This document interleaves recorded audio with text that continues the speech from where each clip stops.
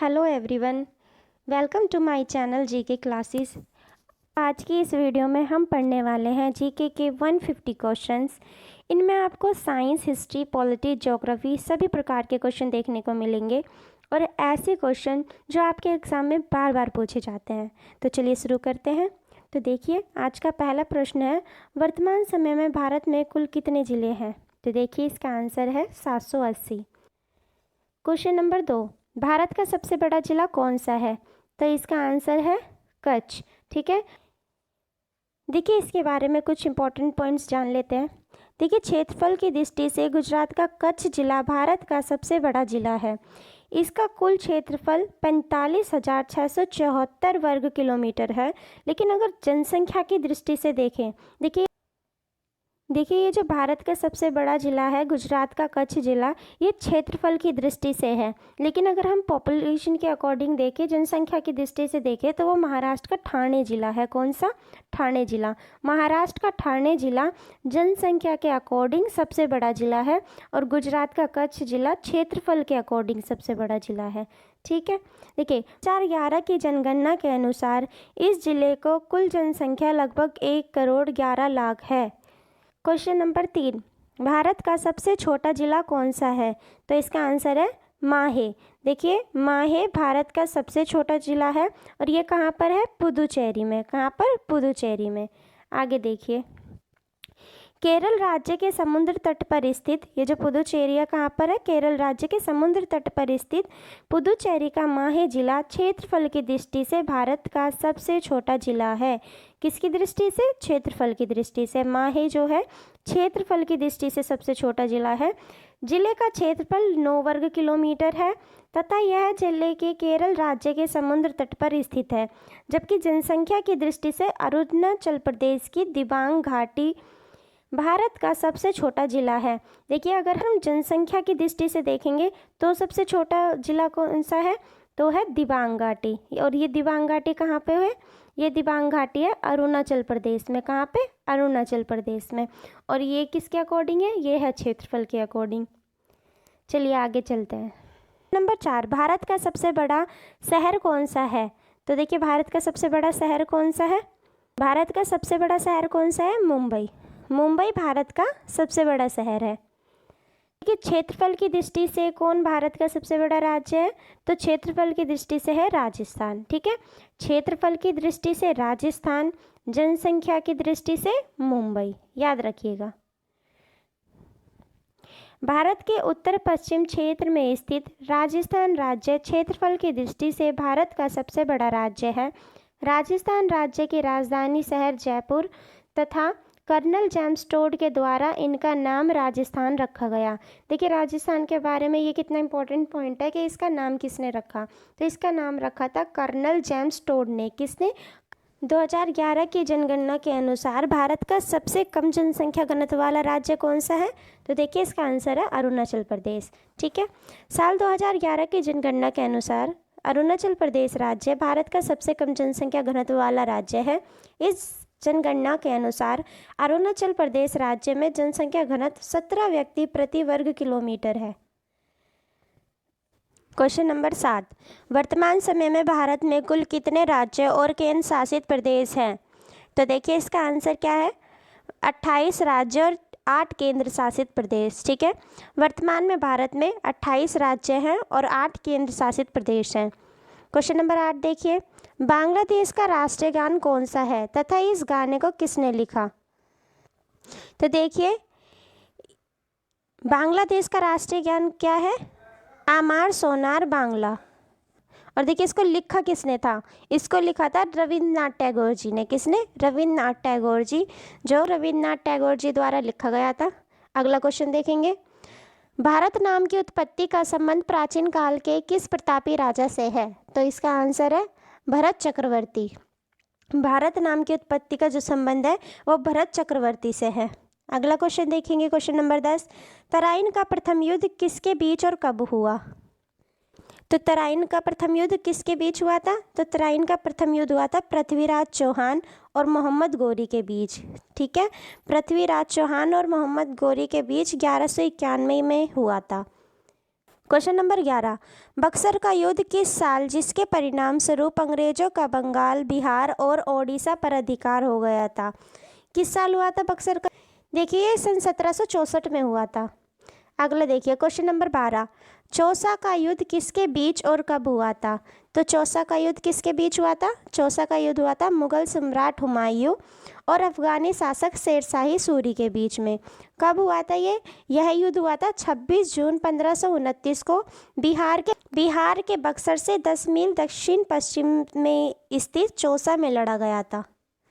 Question number 13, प्रथम बौद्ध संगीति कब, कहाँ और किसके शासनकाल में हुई थी? तो देखिए प्रथम बौद्ध संगीति कब हुई थी, कहाँ पर हुई थी और किसके शासनकाल में हुई थी? तो प्रथम बौद्ध संगीति का आयोजन 483 ईस्वी पूर्व में राजगृह में अजातशत्रु के शासनकाल में हुई थी।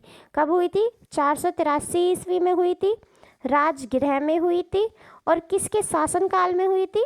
तो अजातशत्रु के शासनकाल में हुई थी। किसके? अजातशत्रु के शासनकाल में। ठीक है। क्वेश्चन नंबर 14, तृतीय बौद्ध संगीति बौद्ध काउंसिल किसके शासनकाल में और कहाँ पर हुई थी? तो देखिए तृतीय बौद्ध संगीति किसके शासनकाल में हुई थी? तो तृतीय बौद्ध संगीति का आयोजन हुआ था 250 ईस्वी पूर्व। हुई कहाँ पर थी? पाटलिपुत्र में।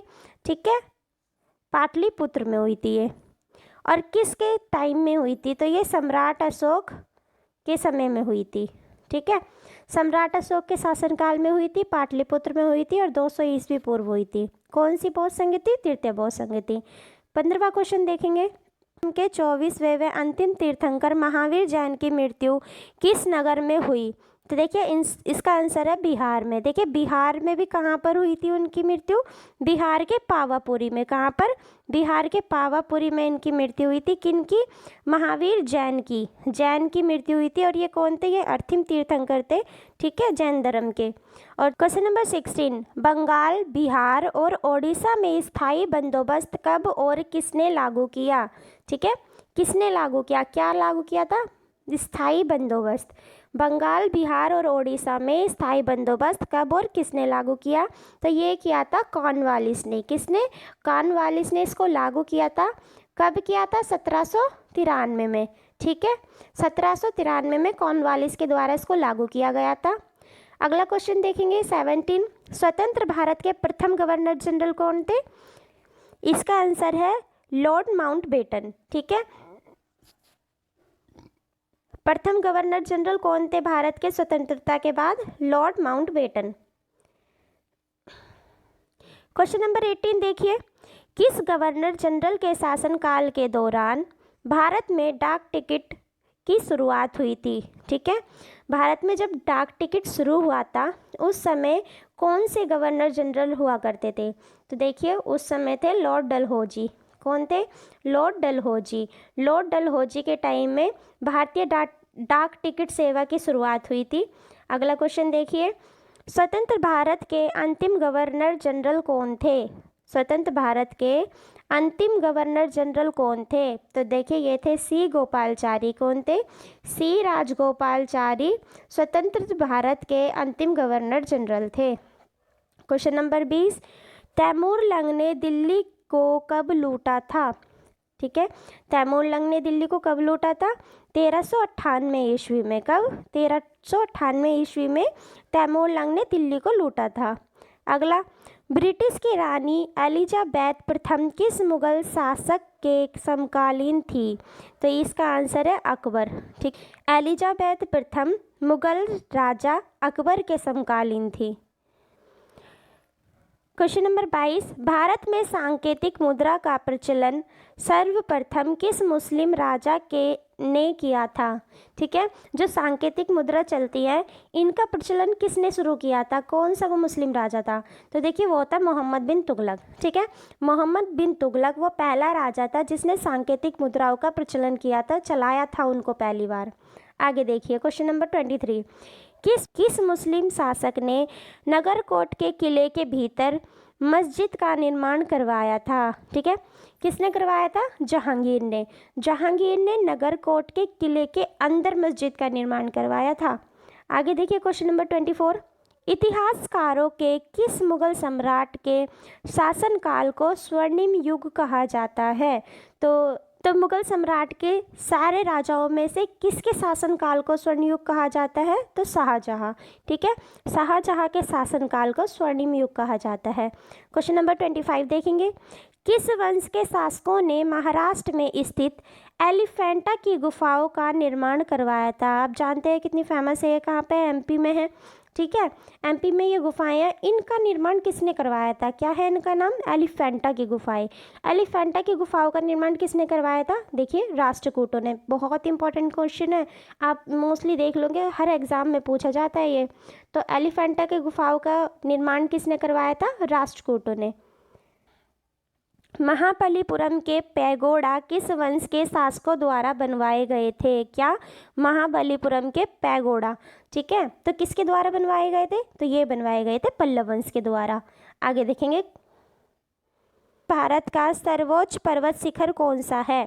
तो यह है अनाईमुदी की पहाड़ी। कौन सी? अनाईमुदी की पहाड़ी। क्वेश्चन नंबर 28, पश्चिम घाट को अन्य किस नाम से जाना जाता है? पश्चिमी घाट को अन्य किस नाम से जाना जाता है? तो इसको सह्याद्री पर्वत श्रृंखला। किस नाम से? सह्याद्री पर्वत श्रृंखला के नाम से।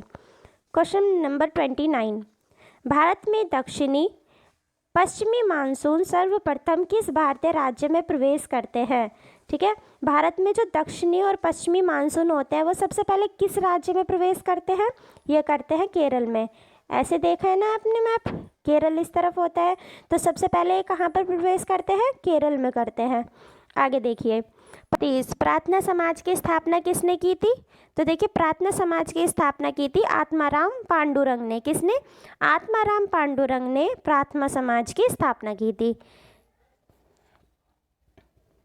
चलिए, क्वेश्चन नंबर 31 देखेंगे। भारत के पहले परमाणु रिएक्टर का नाम क्या है? तो भारत के पहले परमाणु रिएक्टर का क्या नाम है? इसका नाम है अप्सरा। क्या नाम है? अप्सरा। ठीक है, अप्सरा नाम है इसका। भारत के पहले परमाणु रिएक्टर का क्या नाम है? अप्सरा। ठीक है, नंबर 32, क्वेश्चन नंबर 32, भारत के पहले उपग्रह का नाम क्या है? तो भारत के पहले उपग्रह का नाम क्या है? आर्यभट्ट। देखिए, भारत के पहले उपग्रह का नाम आर्यभट्ट है। भारत का पहला कृत्रिम उपग्रह कौन सा है? तो यह है स्पुतनिक प्रथम। कौन सा? स्पुतनिक प्रथम। स्पुतनिक प्रथम भारत का पहला कृत्रिम उपग्रह है। ठीक है, पहला कृत्रिम उपग्रह है ये। 34, प्रथम भारतीय अंतरिक्ष यात्री कौन थे? ठीक है, तो इसका नाम है राकेश शर्मा। वैसे भारत के प्रथम अंतरिक्ष यात्री कौन थे? राकेश शर्मा। देखिए, राकेश शर्मा भारत के प्रथम अंतरिक्ष यात्री थे और इन्होंने 1984 में अंतरिक्ष की यात्रा की थी। इसके अलावा 35वां क्वेश्चन देखते हैं। दलदली भूमि में मुख्यतः कौन सी गैस निकलती है? जो दलदली भूमियाँ होती है उनमें से कौन सी गैस निकलती है? तो देखिए, उनमें से निकलता है मीथेन। क्या निकलता है? मीथेन। क्वेश्चन नंबर 36 देखेंगे। मनुष्य में ऐच्छिक गतियों का नियंत्रण हमारे मस्तिष्क में किसके द्वारा होता है? हमारी जो ऐच्छिक गतियाँ होती हैं हमारे शरीर में, कौन उनको कंट्रोल करता है? तो उनको करता है सेरिब्रम। ठीक है, ये हमारे मस्तिष्क में आगे की तरफ होता है। ये सेरिब्रम हमारे इच्छाएं होती है उनको कंट्रोल करता है। 37, किस प्रक्रिया के द्वारा दूध से क्रीम बनाई जाती है? तो इसका आंसर है अपकेंद्रीय बल के द्वारा। ठीक है, अपकेंद्रीय बल के द्वारा दूध से क्रीम बनाई जाती है। 38, दृश्य स्पेक्ट्रम के तरंग दैर्ध्य की सीमा कितनी होती है? तो देखिए, इसका आंसर है 3900 से 7600। ठीक है, 3900 एंगस्ट्रॉम से 7600 एंगस्ट्रॉम तक दृश्य स्पेक्ट्रम के तरंग दैर्ध्य की सीमा होती है। क्वेश्चन नंबर 39, अगर किसी व्यक्ति को कोई पागल कुत्ता काट दे तो उसे कौन सी बीमारी होने का खतरा होता है? तो देखिए, अगर किसी इंसान को कोई पागल कुत्ता काट दे तो भाई उसे रेबीज़ हो सकता है। क्या हो सकता है? रेबीज़ हो सकता है। इसके अलावा उसे हाइड्रोफोबिया, ठीक है, रेबीज़ या हाइड्रोफोबिया एक बात है, रेबीज़ या हाइड्रोफोबिया हो सकता है अगर आपको कोई पागल कुत्ता काट ले। ठीक है, क्वेश्चन नंबर 40, पानी की बूंदों के गोलाकार होने का क्या कारण है? तो देखिए, इसका आंसर है पृष्ठीय तनाव। पानी की बूंदें देखते हैं ना आप, गोल होती है ऐसे, तो उनके पानी की बूंदों के गोल होने का कारण होता है पृष्ठीय तनाव। पृष्ठीय तनाव के कारण वो बूंदें गोल होती हैं। क्वेश्चन नंबर 41, यदि किसी लेंस से अक्षरों का आकार छोटा दिखाई देता है वह किस प्रकार का लेंस है। तो देखिए, अगर आपको किसी लेंस के थ्रू कोई चीज़ें छोटी छोटी सी दिखती है ना, तो उसमें अवतल लेंस लगा होता है। कौन सा? अवतल लेंस। इसके अपोजिट अगर चीज़ें आपको लेंस के थ्रू बड़ी बड़ी दिखाई दे तो उसमें कौन सा लेंस होगा? उत्तल लेंस। ध्यान रखिएगा इस चीज़ को। जब आपको चीज़ें बड़ी दिखती है, आप कहते हैं ना मुझे दूर का नज़र नहीं आता, तो दूर का नज़र लाने के लिए बड़े वाला लेंस लगाना पड़ेगा, मतलब वो लेंस लगाना पड़ेगा जिससे आपको बड़ी चीज़ छोटी चीज़ें बड़ी दिखाई दे, तो उसमें लगेगा उत्तल लेंस। ठीक है। क्वेश्चन नंबर 42, पौधों की आंतरिक संरचना का अध्ययन कहलाता है। तो जो पौधों की आंतरिक संरचनाएं होती हैं उनके अध्ययन को क्या कहते हैं? उनके अध्ययन को कहते हैं शारीरिक। क्या? शारीरिक। क्वेश्चन नंबर 43, पारसेक किसकी इकाई है? तो देखिए, पारसेक खगोलीय दूरी की इकाई है।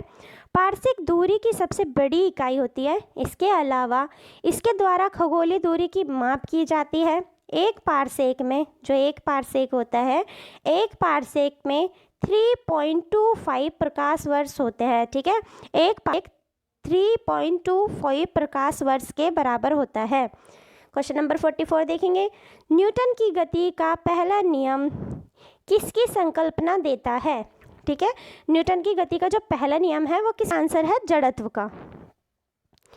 क्वेश्चन नंबर 45, पृथ्वी अपनी धुरी पर कितने डिग्री के कोण पर झुकी हुई है?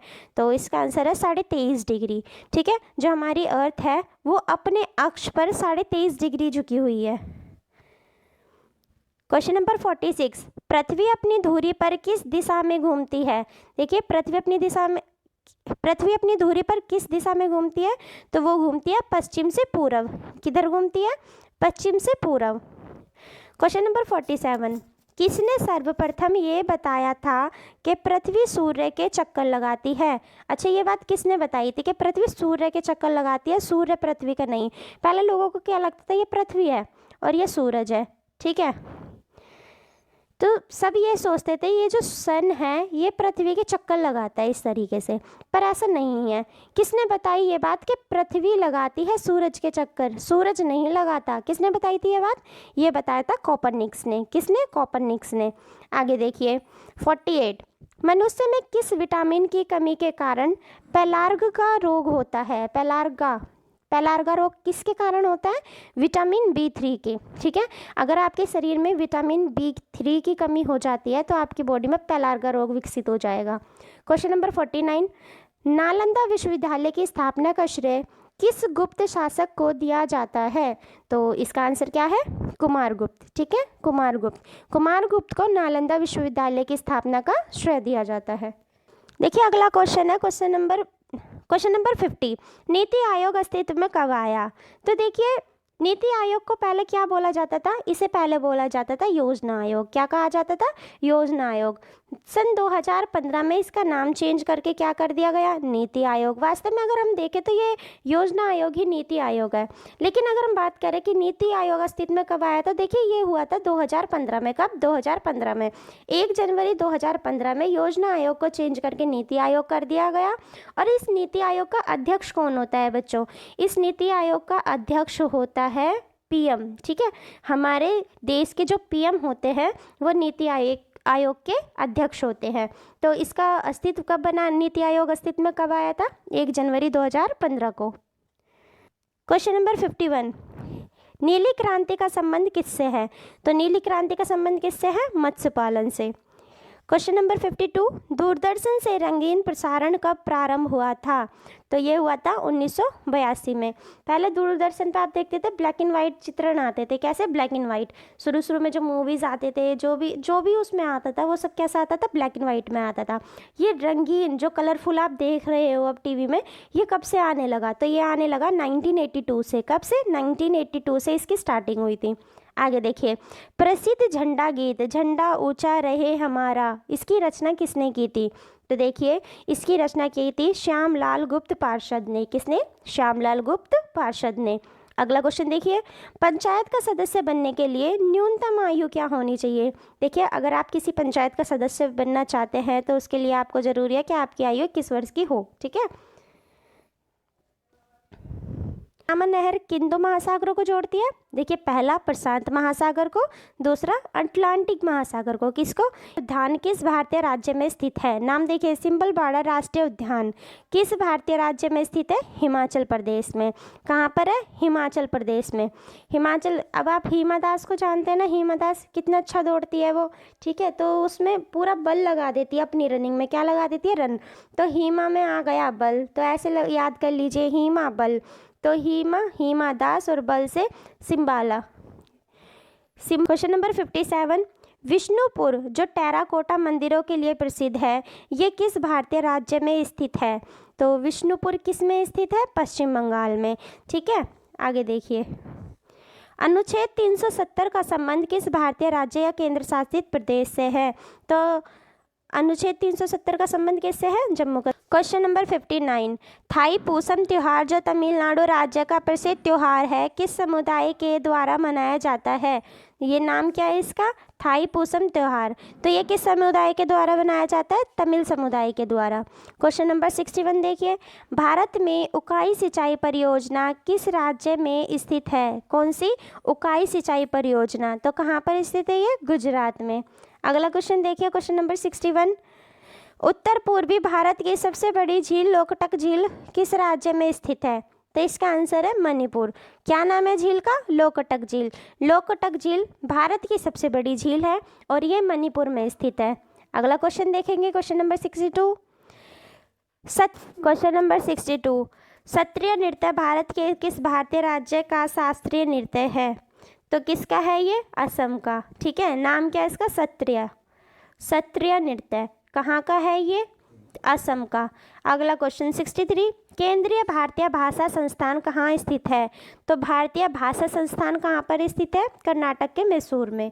कहाँ पर स्थित है ये? मैसूर में। और मैसूर कहाँ पर है? कर्नाटक में। आगे क्वेश्चन नंबर 64, काला घोड़ा नामक कला त्योहार का आयोजन हर साल किस शहर में किया जाता है? देखिए त्योहार का नाम, देखिए त्योहार का नाम क्या है? काला घोड़ा। ठीक है, ये एक त्योहार है और इसका आयोजन हर साल कहाँ पर होता है? मुंबई में। मुंबई में काला घोड़ा नाम का त्योहार मनाया जाता है, ध्यान रखिएगा। अगला क्वेश्चन नंबर 65, किस आदि ग्रंथ को आदि महाकाव्य कहा जाता है? तो देखिए आदि महाकाव्य कहा जाता है रामायण को। क्वेश्चन नंबर 66, प्लाज्मा शोध अनुसंधान कहाँ स्थित है? तो प्लाज्मा शोध अनुसंधान कहाँ पर स्थित है? गुजरात राज्य के गांधीनगर में। कहाँ पर? गुजरात राज्य के गांधीनगर में प्लाज्मा शोध अनुसंधान केंद्र स्थित है। अगला क्वेश्चन, क्वेश्चन नंबर 67, भारत का सबसे बड़ा मरुस्थलीय राज्य कौन सा है? तो भारत का सबसे बड़ा मरुस्थलीय राज्य कहाँ पर है? ये है राजस्थान में। क्वेश्चन नंबर 68, कौन भारत का सबसे बड़ा नमक उत्पादक राज्य है? तो भारत का सबसे बड़ा नमक उत्पादक राज्य कौन सा है? भारत के अंदर सबसे ज़्यादा नमक कहाँ पर पैदा होता है? तो वो है गुजरात। गुजरात में भारत का सबसे ज़्यादा नमक मिलता है। क्वेश्चन नंबर 69, भारत में पवन ऊर्जा का सबसे उत्पादक राज्य कौन सा है? तो कौन सा सबसे उत्पादक राज्य है पवन ऊर्जा का? तो पवन ऊर्जा का सबसे बड़ा उत्पादक राज्य है तमिलनाडु। कौन? तमिलनाडु। आगे देखेंगे क्वेश्चन नंबर 70, बॉक्साइट के पालन में भारत का कौन सा राज्य अग्रणी है? तो बॉक्साइट सबसे ज़्यादा कहाँ मिलेगा? ओडिशा में। ठीक है, ओडिशा सबसे आगे है इसमें। क्वेश्चन नंबर 71, उच्च न्यायालय के न्यायाधीशों को शपथ कौन दिलाता है? पूछा गया है हाई कोर्ट के जो जज होते हैं इनको कौन शपथ दिलाता है? तो देखिए जो उस स्टेट का राज्यपाल होगा ना, जिस भी स्टेट में जिस स्टेट का वो हाई कोर्ट होगा, उसी स्टेट का जो राज्यपाल, जो गवर्नर होगा, गवर्नर, देखिए उसी स्टेट का जो गवर्नर होगा ना, वही हाई कोर्ट के जज को शपथ दिलाएगा। ध्यान रखेंगे, हाई कोर्ट के जज को कौन दिलाता है शपथ? जो उस स्टेट का गवर्नर होगा वही उसको शपथ दिलाएगा। आगे देखेंगे क्वेश्चन नंबर 72, भारत का कौन सा स्थान भूमध्य रेखा के सबसे निकटतम स्थित है? तो भारत का कौन सा स्थान भूमध्य रेखा के सबसे निकटतम स्थित है? इंदिरा पॉइंट। इंदिरा पॉइंट भूमध्य रेखा के सबसे निकटतम स्थित है। क्वेश्चन नंबर 73, कौन सी समिति त्रिस्तरीय पंचायती राज प्रणाली की सिफारिश करने के लिए जानी जाती है? तो कौन सी समिति जानी जाती है? बलवंत राय मेहता समिति। ठीक है, बलवंत राय मेहता समिति त्रिस्तरीय पंचायती राज प्रणाली की सिफारिश के लिए जानी जाती है। क्वेश्चन नंबर 74, भारत में पंचायती राज व्यवस्था सर्वप्रथम किस राज्य में लागू हुई? तो भारत में पंचायती राज व्यवस्था सर्वप्रथम किस राज्य में लागू हुई? राजस्थान में। इसका आंसर क्या है? राजस्थान में। क्वेश्चन नंबर 75, भारत का सबसे पुराना स्टॉक एक्सचेंज कौन सा है?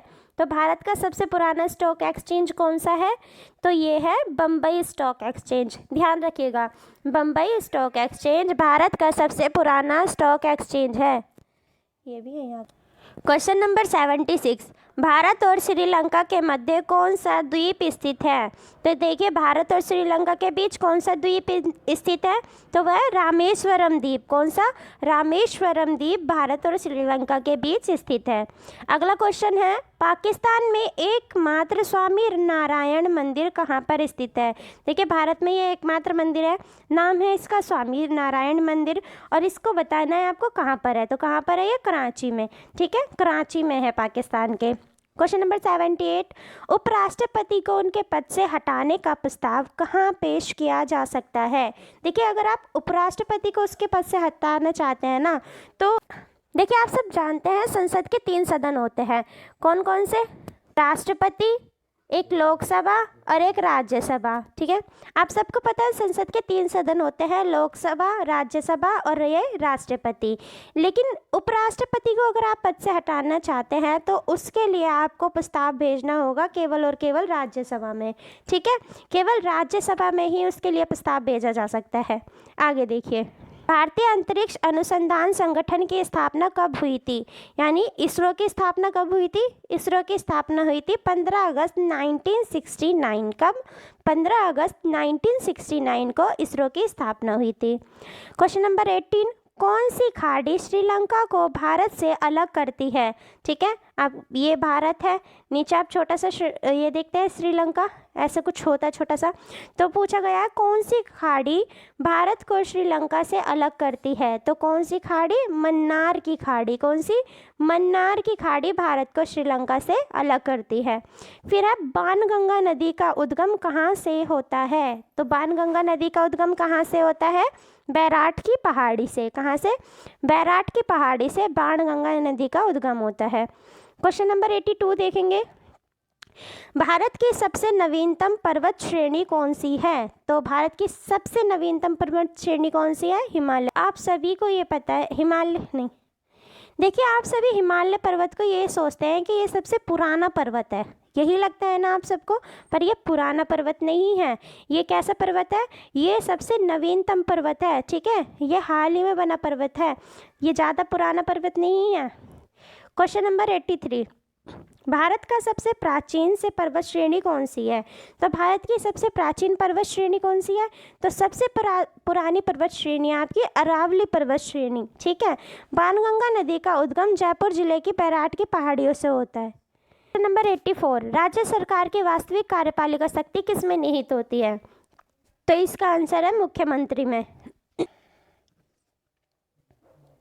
क्वेश्चन नंबर 85, कंबोडिया का अंकोरवाट मंदिर किस हिंदू देवता को समर्पित है? तो देखिए, ये अंकोरवाट मंदिर जो है ये भगवान विष्णु का मंदिर है, और कहाँ पर है ये? कंबोडिया में। कहाँ पर? कंबोडिया में। क्वेश्चन नंबर 86, इतिहासकारों के अनुसार 2600 ईस्वी पूर्व से 1900 ईस्वी पूर्व तक भारतीय उपमहाद्वीप के पश्चिम में कौन सी सभ्यता रही? कब?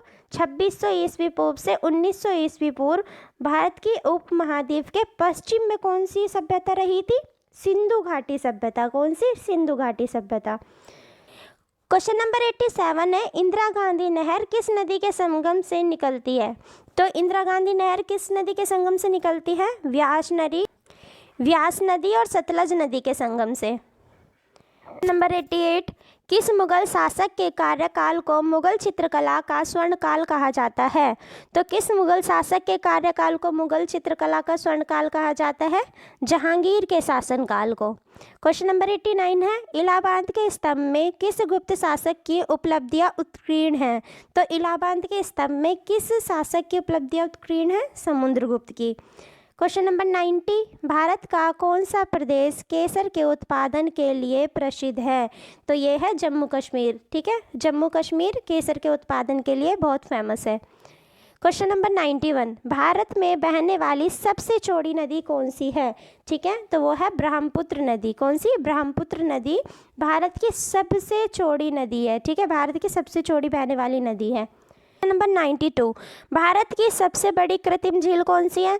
तो सबसे बड़ी कृत्रिम झील है गोविंद सागर झील। कौन सी? गोविंद सागर झील। देखिए ये सबसे बड़ी नदी झील है। कौन सी? सबसे बड़ी झील है गोविंद सागर झील। आगे देखेंगे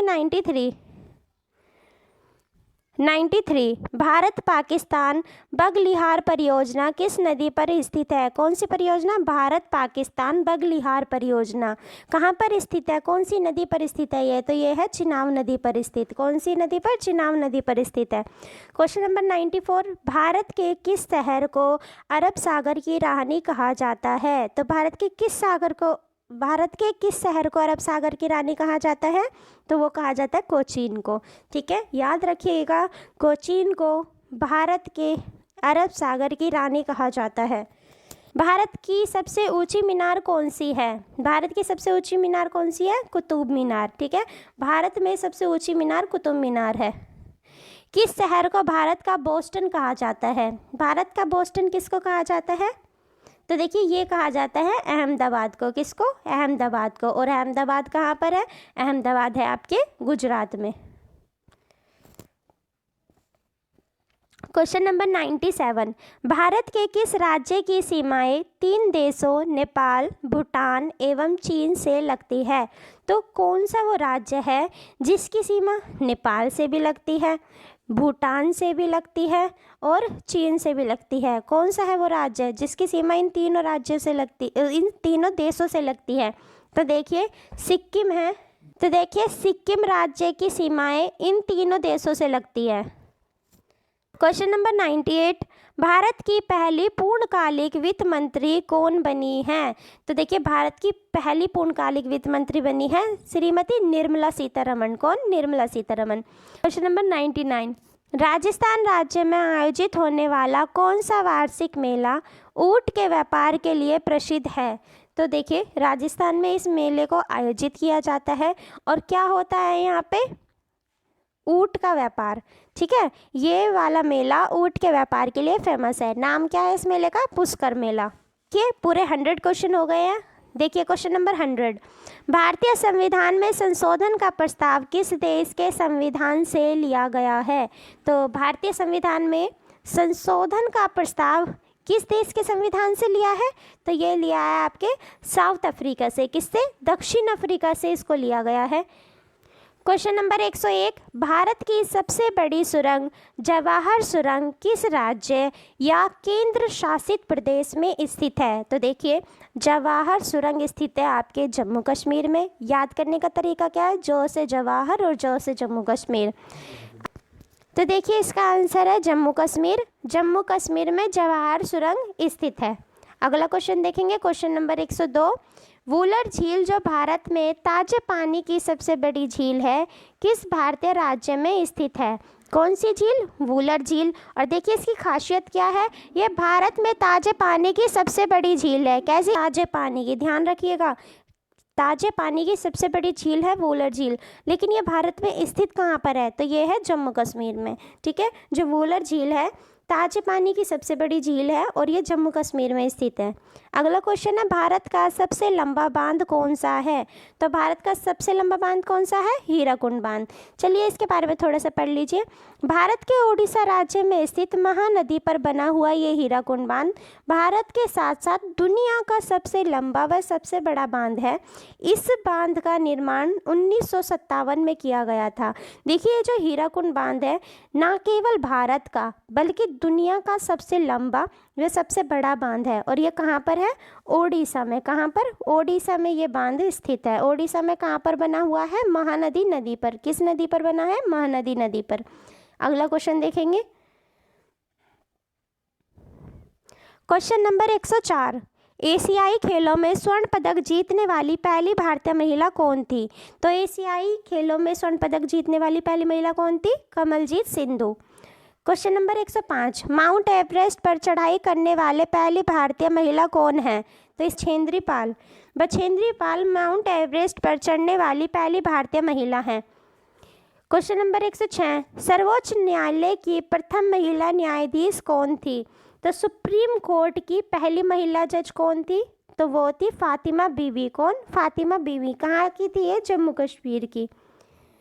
क्वेश्चन नंबर 107, भारत की पहली महिला प्रधानमंत्री कौन थी? तो पहली प्रधानमंत्री कौन थी? श्रीमती इंदिरा गांधी। 8, भारतीय राष्ट्रीय कांग्रेस के प्रथम अध्यक्ष कौन थे?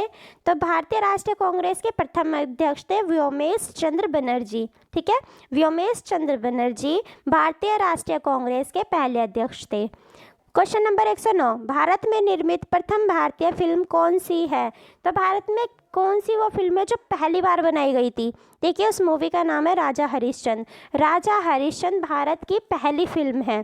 इसके बाद क्वेश्चन नंबर 110, भारत का अंग्रेजी नाम इंडिया की उत्पत्ति किस शब्द से हुआ है? तो देखिए, भारत का अंग्रेजी नाम इंडिया की उत्पत्ति किस शब्द से हुई है? तो हमारे देश का ये जो नाम है इंडिया, इसकी उत्पत्ति सिंधु शब्द से हुई है। किससे? सिंधु शब्द से। क्वेश्चन नंबर 11, प्रथम भारतीय रंगीन फिल्म कौन सी है? देखिए, पहली फिल्म है राजा हरिश्चंद्र, जो कि पहले के समय में ब्लैक एंड वाइट हुआ करती थी। इसके बाद में जब कलरफुल मूवी आने लगी तो पहली कलरफुल मूवी कौन सी बनी थी? किशन कन्हैया। क्या नाम था उस मूवी का? किशन कन्हैया। क्वेश्चन नंबर 112, शतरंज में प्रथम विश्व चैंपियन भारतीय कौन है? तो इसका आंसर है विश्वनाथ आनंद। विश्वनाथ आनंद चेस में प्रथम विश्व चैंपियन बने थे। इसके बाद क्वेश्चन नंबर 113, भारत का प्रथम कागज रहित समाचार पत्र कौन सा है? तो भारत का पहला कागज रहित समाचार पत्र कौन सा है? The news today. कौन सा? The news today. Question number 114, अंतर्राष्ट्रीय न्यायालय में नियुक्त होने वाले प्रथम भारतीय न्यायाधीश कौन है? तो अंतर्राष्ट्रीय न्यायालय में नियुक्त होने वाले प्रथम भारतीय न्यायाधीश कौन है? Doctor Nagendra Singh. Question number 115, भारतीय लोकसभा की प्रथम महिला लोकसभा अध्यक्ष कौन थी? तो भारतीय लोकसभा की प्रथम महिला लोकसभा अध्यक्ष कौन थी? मीरा कुमार। क्वेश्चन नंबर 116, भौतिक विज्ञान में नोबेल पुरस्कार पाने वाले पहले भारतीय कौन थे? नोबेल पुरस्कार मिला था इनको किस में? भौतिक विज्ञान में, फिजिक्स में। ठीक है, फिजिक्स में नोबेल पुरस्कार पाने वाले पहले इंडियन कौन थे? वो थे सीवी रमन। ठीक है, सीवी रमन को फिजिक्स में पहला नोबेल पुरस्कार दिया गया था। देखिए, सीवी रमन भौतिक विज्ञान में नोबेल पुरस्कार पाने वाले पहले व्यक्ति थे। इन्हें अपनी खोज रमन प्रभाव के लिए, इनकी एक खोज थी, नाम क्या था उसका? रमन प्रभाव। रमन प्रभाव के लिए कब मिला था? 1930 में नोबेल पुरस्कार दिया गया था। याद रखिएगा, 1930 में इन्हें नोबेल पुरस्कार दिया गया था। फिजिक्स में नोबेल पुरस्कार पाने वाले ये पहले व्यक्ति थे, नाम था उनका सीवी रमन। क्वेश्चन नंबर 117, चिकित्सा के क्षेत्र में नोबेल पुरस्कार पाने वाले पहले भारतीय कौन थे? तो चिकित्सा के क्षेत्र में किन्हें पहला पुरस्कार मिला था? नोबेल पुरस्कार मिला था, तो वो थे डॉक्टर हरगोविंद खुराना। कौन? डॉक्टर हरगोविंद खुराना चिकित्सा के क्षेत्र में नोबेल पुरस्कार पाने वाले पहले भारतीय थे। क्वेश्चन नंबर 118, अर्थशास्त्र के क्षेत्र में नोबेल पुरस्कार प्राप्त करने वाले पहले भारतीय कौन थे? तो अर्थशास्त्र के क्षेत्र में किसे पहली बार नोबेल पुरस्कार मिला था? डॉक्टर अमर्त्य सेन को। किसको? अमर्त्य सेन को। क्वेश्चन नंबर 119, नोबेल पुरस्कार प्राप्त करने वाली प्रथम भारतीय महिला कौन थी? तो नोबेल पुरस्कार प्राप्त करने वाली पहली भारतीय महिला कौन थी? Mother Teresa. कौन? Mother Teresa. भारतीय रत्न पुरस्कार प्राप्त करने वाली प्रथम महिला कौन है? देखिए, भारत रत्न पुरस्कार, देखिए वो नोबेल पुरस्कार था और ये भारत रत्न पुरस्कार है, कंफ्यूज नहीं होना आपको। ठीक है, ये भी प्रथम भारतीय महिला है, ये भी प्रथम भारतीय महिला है, लेकिन इनको नोबेल पुरस्कार मिला है, इनको भारत रत्न मिला है। ठीक है, तो भारत रत्न प्राप्त करने वाली पहली महिला कौन थी? श्रीमती इंदिरा गांधी।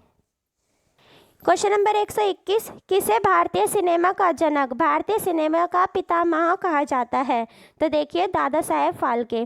दादा साहेब फाल्के को सिनेमा का जनक कहा जाता है और अब इनके नाम पर पुरस्कार, दादा साहेब फाल्के पुरस्कार भी दिया जाता है। क्वेश्चन नंबर 122, भारत के तीसरे राष्ट्रपति कौन थे जिनका अपने कार्यकाल के दौरान ही निधन हो गया था? ठीक है, तो वो थे जाकिर हुसैन। देखिए, जाकिर हुसैन ऐसे राष्ट्रपति थे और भारत के तीसरे राष्ट्रपति थे ये, जिनका इनके कार्यकाल के दौरान निधन हो गया था। क्वेश्चन नंबर 123, भारत में प्रभावित होने वाली सबसे बड़ी नदी कौन सी है? तो भारत में प्रभावित होने वाली सबसे बड़ी नदी कौन सी है? गंगा नदी। क्वेश्चन नंबर 124, केंद्रीय सहकारी बैंकों की स्थापना किस स्तर पर हुई? तो देखिए केंद्रीय सहकारी बैंकों की स्थापना जिला स्तर पर हुई है। अगला क्वेश्चन है क्वेश्चन नंबर 125, न्यू मूर द्वीप भारत और किस देश के मध्य विवाद का कारण है? तो देखिए द्वीप का नाम क्या है? द्वीप का नाम है न्यू मूर द्वीप। ये द्वीप है, तो पूछा गया है ये द्वीप भारत के और किस देश के बीच विवाद का कारण बना हुआ है? किसके बीच? देखिए भारत और बांग्लादेश के बीच ये द्वीप विवाद का कारण बना हुआ है। क्वेश्चन नंबर 126, भगत आंदोलन का संबंध किस जनजाति से है? तो देखिए भगत आंदोलन हुआ था और भगत आंदोलन का संबंध किससे है? यह है भील जनजाति से। किससे? भील जनजाति से। क्वेश्चन नंबर 127, भारत की सर्वाधिक एकड़ भूमि पर कौन सी फसल उगाई जाती है? तो इसका आंसर है धान। भारत की सर्वाधिक एकड़ भूमि पर धान उगाया जाता है। क्वेश्चन नंबर 128, एनाटॉमी विज्ञान की एक शाखा है जिसमें अध्ययन किया जाता है। देखो एनाटॉमी विज्ञान की एक शाखा है, किसकी? साइंस की एक शाखा है, नाम है इसका एनाटॉमी। इसमें किस चीज़ का अध्ययन किया जाता है? तो देखिए इसमें अध्ययन किया जाता है जानवरों और पौधों की संरचनाओं का। किसमें? किस चीज़ का? जानवरों का और पौधों की संरचना का इसमें अध्ययन किया जाता है, नाम है इसका एनाटॉमी। क्वेश्चन नंबर 129 देखिए, आधुनिक शक्तिशाली चुंबक किस मिश्र धातु से बनते हैं? आधुनिक शक्तिशाली चुंबक किस मिश्र धातु से बनी होती है? तो देखिए ये एल्यूमिनियम की बनी होती है, इसके अलावा ये कोबाल्ट की बनी होती है और इसमें निकेल भी होता है। क्या? निकेल भी होता है। तो ये एल्यूमिनियम, कोबाल्ट और निकेल इन तीनों से मिलकर बनती है। ठीक है। क्वेश्चन नंबर 130, तितलियों का अध्ययन किसमें किया जाता है?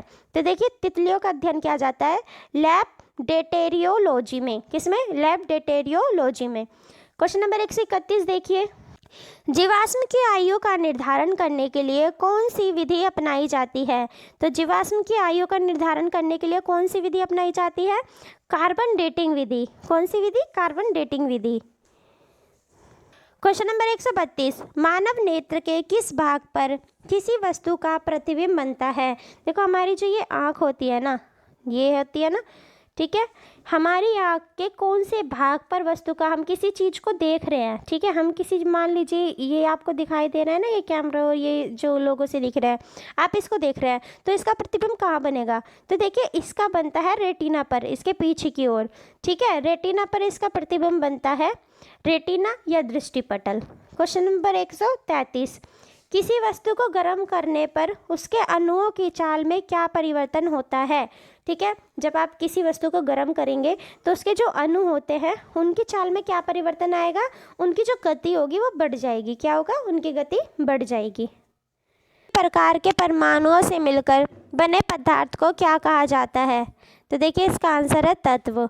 एक ही प्रकार के परमाणुओं से मिलकर तत्व बनता है। क्वेश्चन नंबर 35, वह धातु जो अम्ल व क्षार के साथ क्रिया करके हाइड्रोजन निकालती है? तो देखिए इसका आंसर है जिंक। ठीक है, जिंक वह धातु है जो अम्ल और क्षार के साथ प्रक्रिया करके हाइड्रोजन निकालती है। Question number 136, doctor Baba Saheb Ambedkar अंतर्राष्ट्रीय हवाई अड्डा कहाँ पर स्थित है? तो डॉक्टर बाबा साहेब अम्बेडकर अंतर्राष्ट्रीय हवाई अड्डा कहाँ पर स्थित है? महाराष्ट्र के नागपुर में। क्वेश्चन नंबर 137 देखेंगे, भारत का सर्वाधिक नागरिकृत राज्य कौन सा है? तो भारत का सर्वाधिक नागरिकृत राज्य कौन सा है? गोवा। झारखंड राज्य में स्थित छोटा नागपुर पठार की सबसे ऊंची चोटी कौन सी है? तो देखिए झारखंड में स्थित है, नाम है इसका छोटा नागपुर पठार। ठीक है, ये छोटा नागपुर पठार कहाँ स्थित है? झारखंड में। और इसकी सबसे ऊंची चोटी कौन सी है? पारसनाथ। कौन सी? पारसनाथ। अगला, बिहार के बरौनी में स्थित बरौनी तेल शोधक कारखाने की स्थापना किस देश के सहयोग से की गई थी? तो देखिए इसका आंसर क्या है? सोवियत संघ। ठीक है, सोवियत संघ के सहयोग से इसकी स्थापना की गई थी।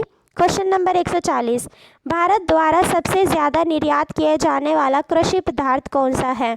कि भारत के द्वारा सबसे ज़्यादा किसका निर्यात किया जाता है? बासमती चावल का। क्वेश्चन नंबर 141, भारत की पहली आयरन स्टील कंपनी कहाँ स्थापित की गई? तो देखिए भारत की पहली आयरन कंपनी स्थापित की गई है जमशेदपुर में। कहाँ पर? जमशेदपुर में। भारत की पहली आयरन स्टील कंपनी की स्थापना सन 1908 में झारखंड राज्य के जमशेदपुर शहर में की गई थी। अगला क्वेश्चन देखिए 142। भारत में एकमात्र मटमेला ज्वालामुखी किस द्वीप पर स्थित है? देखिए ये एकमात्र ज्वालामुखी है, नाम है इसका मटमेला ज्वालामुखी। मटमेला ज्वालामुखी किस द्वीप पर स्थित है? बाराटांग द्वीप पर। किस पे? बाराटांग द्वीप पे मटमेला ज्वालामुखी स्थित है। अगला क्वेश्चन नंबर 143। भारत का प्रथम राष्ट्रीय उद्यान कौन सा है? तो भारत का प्रथम राष्ट्रीय उद्यान कौन सा है? जिम कॉर्बेट राष्ट्रीय उद्यान। और कहाँ पर है ये? उत्तराखंड में। उत्तराखंड में जिम कॉर्बेट राष्ट्रीय उद्यान भारत का प्रथम राष्ट्रीय उद्यान है। Question number 144। भारत का एकमात्र शीत मरुस्थल कहाँ पर स्थित है? तो भारत का एकमात्र शीत मरुस्थल कहाँ स्थित है? लद्दाख में। Question number 145। अमरावती जलाशय भारत के किस राष्ट्रीय उद्यान में स्थित है? तो अमरावती जलाशय भारत के किस राष्ट्रीय उद्यान में स्थित है? इंदिरा गांधी वन्य जीव अभ्यारण्य। और यह कहाँ पर है? तमिलनाडु में। Question number 146। राष्ट्रीय खाद्य प्रौद्योगिकी एवं प्रबंधन संस्थान किस भारतीय राज्य में स्थित है? हरियाणा। Question number 147। भारत देश का सबसे बड़ा बंदरगाह कौन सा है? तो भारत का सबसे बड़ा बंदरगाह कौन सा है? कांडला बंदरगाह। ठीक है, भारत का कांडला बंदरगाह सबसे बड़ा बंदरगाह है।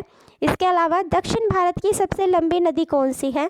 दक्षिण भारत की गंगा कहते हैं जिसको। ठीक है, कौन सी वो नदी है जिसे दक्षिण भारत की गंगा कहा जाता है? और ये दक्षिण भारत में सबसे लंबी नदी है, तो यह है गोदावरी नदी। गोदावरी नदी को दक्षिण भारत की गंगा कहते हैं। राज्य को मसालों का बगीचा कहा जाता है? तो इसका आंसर है केरल। केरल में मसालों का सबसे ज़्यादा उत्पादन किया जाता है, वहाँ पर मसाले बहुत ज़्यादा मिलते हैं, इस कारण से उसको मसालों का बगीचा कहा जाता है। Question number 150। भारत का सबसे बड़ा सोयाबीन उत्पादक राज्य कौन सा है? तो भारत का सबसे बड़ा उत्पादक राज्य कौन सा है? मध्य प्रदेश। अगर आपको ये वीडियो पसंद आई हो तो हमारे चैनल जीके क्लासेस को फॉलो करें, इस वीडियो को लाइक करें, शेयर करें और हमारे चैनल को सब्सक्राइब करें। Thank you.